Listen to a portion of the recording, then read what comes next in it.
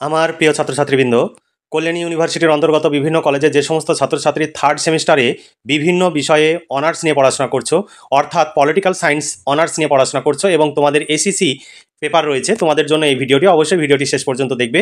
তোমাদের জন্য এই সাজেশনটি political science honours ACC 1B অর্থাৎ অপশান বি এর সাজেশন। অপশান বি এ তোমাদের সিলেবাসে রয়েছে Democratic awareness with legal literacy.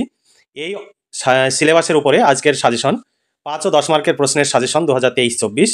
তোমাদের সাজেশনগুলো দেখে নাও। তবে এই সাজেশন অনুযায়ী প্রশ্নোত্তরে পিডিএফ কপি যদি সংগ্রহ করতে চাও তাহলে নিচে দেওয়া হোয়াটসঅ্যাপ নাম্বারে যোগাযোগ করবে।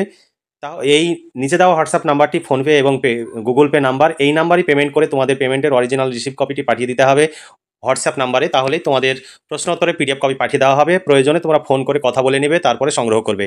তবে ফোন করলে সব সময় সন্ধ্যের পরে ফোন করবে, কারণ সেই সময় আমি ফ্রি থাকি। দেখো, সংবিধান থেকে প্রথমে প্রশ্ন, 1 নম্বর প্রশ্ন, ভারতের সংবিধানের 19 নম্বর ধারায় সুরক্ষিত স্বাধীনতার অধিকার সংক্ষেপে বর্ণনা করো। 2 নম্বর প্রশ্ন 21 নম্বর অনুচ্ছেদের তাৎপর্য সম্পর্কে সংক্ষেপে আলোচনা করো। 3 নম্বর প্রশ্ন, মৌলিক কর্তব্যের উপর একটি সংক্ষিপ্ত টিকা লেখো। 4 নম্বর প্রশ্ন, মৌলিক অধিকারের উপর একটি সংক্ষিপ্ত টিকা লেখো। 5 নম্বর প্রশ্ন, মৌলিক অধিকার ও মৌলিক কর্তব্যের মধ্যে যে কোনো 5টি পার্থক্য উল্লেখ করো। এবার ফৌজদারি আইন থেকে প্রশ্ন, ফৌজদারি আইন থেকে প্রশ্ন দেখো। 6 নম্বর প্রশ্ন, ফৌজদারি বিচার পরিচালনার পদ্ধতিগুলি উল্লেখ করো। 7 নম্বর প্রশ্ন, ফৌজদারি আইন পরিচালনায় পুলিশের ভূমিকা আলোচনা করো। 8 নম্বর প্রশ্ন, মহিলাদের যৌন হেনস্থা সংক্রান্ত বিশাখা নির্দেশিকার মূল বৈশিষ্ট্যগুলি উল্লেখ করো। 9 নম্বর প্রশ্ন, ভারতের ফৌজদারি বিচার ব্যবস্থায় কার্যনির্বাহকের সম্প্রসারিত গুরুত্বপূর্ণ ভূমিকা ব্যাখ্যা করো। 10 নম্বর প্রশ্ন, ভারতীয় সমাজে মহিলাদের বিরুদ্ধে হিংসার বিভিন্ন দিকগুলি বিশ্লেষণ করো।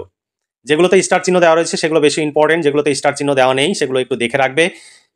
11 নম্বর প্রশ্ন, এফআইআর এর পূর্ণ রূপ লেখো। এফআইআর বলতে কি বোঝো? এফআইআর দাখিলের প্রক্রিয়া সংক্ষেপে আলোচনা করো। এরপরে মানবাধিকার ও সাইবার অপরাধ থেকে বা সাইবার ক্রাইম থেকে প্রশ্ন। 12 নম্বর প্রশ্ন, ভারতের মানবাধিকার রক্ষায় নাগরিক সমাজে অসরকারি সংগঠনের প্রভাব সম্পর্কে সমালোচনামূলক আলোচনা করো। 13 নম্বর প্রশ্ন, সাইবার অপরাধ কি? ভারতের সাইবার নিরাপত্তা বিষয়ক আইনের বৈশিষ্ট্যগুলি উল্লেখ করো। 14 নম্বর প্রশ্ন, সাইবার নিরাপত্তার সাথে সম্বন্ধীয় আইনের উপরে একটি সংক্ষিপ্ত টিকা লেখো। 15 নম্বর প্রশ্ন, সাইবার অপরাধের উপর একটি সংক্ষিপ্ত টিকা লেখো। এই প্রশ্নটি ডবল হয়ে গেছে। তারপরে প্রশ্ন, বিভিন্ন ধরনের সাইবার অপরাধের পরিচয় দাও। 15 নম্বর প্রশ্ন, জাতীয় মানবাধিকার কমিশনের গঠন ও কার্যাবলী আলোচনা করো। নৈতিক অধিকার থেকে প্রশ্ন। 16 নম্বর ভীষণ ইম্পর্টেন্ট প্রশ্ন, 1986 ক্রেতা সুরক্ষা আইনের যে কোনো 5টি বৈশিষ্ট্য লেখো, অর্থাৎ বৈশিষ্ট্য বা নীতি সমূহ আলোচনা করো। 17 নম্বর প্রশ্ন, 2019 সালের ক্রেতা সুরক্ষা আইন সম্পর্কে যা জানো লেখো। কোর্ট ও ট্রাইব্যুনাল ব্যবস্থা। 18 নম্বর প্রশ্ন, ভারতের কিশোর ন্যায়ালয় ব্যবস্থার পুলিশের ভূমিকা সংক্ষেপে বিবরণ দাও। 19 নম্বর প্রশ্ন, ভারতে অপ্রাতিষ্ঠানিক বিচার ব্যবস্থাপনার প্রয়োজনীয়তা এবং তাৎপর্য সম্পর্কে মন্তব্য করো। 20 নম্বর প্রশ্ন, একটি গুরুত্বপূর্ণ বিকল্প বিরোধ নিষ্পত্তি প্রক্রিয়া হিসাবে বর্তমান ভারতের লোক আদালতের ভূমিকা মূল্যায়ন করো। 21 নম্বর প্রশ্ন, ভারতের লোক আদালতের তাৎপর্য সম্পর্কে সংক্ষেপে আলোচনা করো। 22 নম্বর প্রশ্ন, ভারতে আদালতের আদেশ বা লেখ জারি করার এখতিয়ার সম্পর্কে সংক্ষেপে আলোচনা করো। এবার মানবাধিকারের সাম্প্রতিক প্রবণতা থেকে প্রশ্ন। এখানে একটি প্রশ্ন রেখেছি, 23 নম্বর, সম্প্রতি পণপ্রথা নিবারণের উদ্দেশ্যে ভারত সরকার কি কি বড় পদক্ষেপ নিয়েছে সেই সম্পর্কে আলোকপাত করো। এই ছিল তোমাদের সাজেশন ভিত্তিক 23খানা প্রশ্ন। এই প্রশ্ন সাজেশন অনুযায়ী প্রশ্নোত্তরে পিডিএফ কপি যদি সংগ্রহ করতে চাও তাহলে নিচে দেওয়া হোয়াটসঅ্যাপ নম্বর অবশ্যই যোগাযোগ করবে এবং প্রশ্নোত্তরে পিডিএফ কপি সংগ্রহ করে নেবে। তোমাদের এই প্রশ্নোত্তরে পিডিএফ কপির মূল্য 200 টাকা। 200 টাকা পেমেন্ট করে দিলেই শর্ট প্রশ্ন এবং বড় প্রশ্ন কমপ্লিট উত্তর সহ তোমরা পেয়ে যাবে।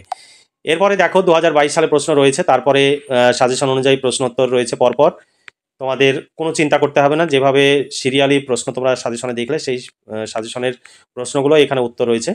তাই তোমরা অতি দ্রুত এই প্রশ্নোত্তরের পিডিএফ কপি সংগ্রহ করো এবং পড়াশোনা করে পরীক্ষার জন্য প্রস্তুতি নাও। তাহলে আজকে এই পর্যন্তই। তোমরা ভালো থেকো, সুস্থ থেকো এবং খুব ভালোভাবে পড়াশোনা করো এবং ভবিষ্যৎ জীবনে প্রতিষ্ঠিত হও। এই শুভকামনা জানিয়ে আজকের ভিডিওটি এখানে সমাপ্তি ঘোষণা করছি।